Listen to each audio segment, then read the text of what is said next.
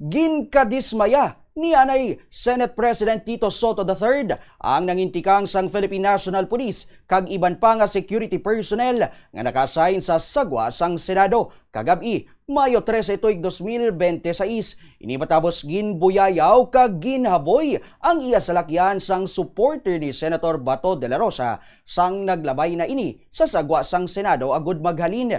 Suno pa sa iya nga pila ka mga truck sang PNP ang nakadeploy apang wala gid sang mga ini napunggan.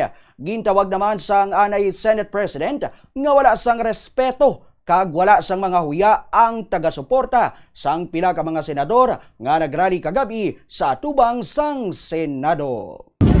Kumusta po, Tito Sen? Kumusta po?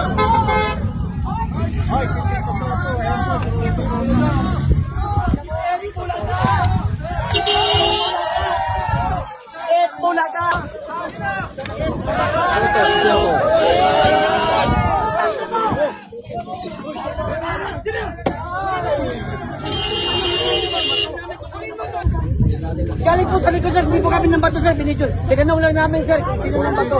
Sir, sino yung nagbasa? Uminto sa sir. Uminto Pumunta kayo dito para mag-rally, di Opo, ba? sir. Hindi, sir. Hindi mangharang. Yes, sir. Ayun naman. Uminto siya, sir. Hindi namin hinarang. Uminto siya. Hindi mo, sir, atinura niya yung ibang tao. Sabi ko, sino ng bato, sir? Sabi ko, Huwag niyong gagawin yun. tinanong ko nga, sino ng bato sa inyo? Ito, may video ko eh. May video ko eh. May prueba ko. Wala, hindi kami ng tulog. May prueba kami. May prueba kami, sir. Sino yung mga nang basa? Kukuha niyo, sir. Tinanong ko, sir.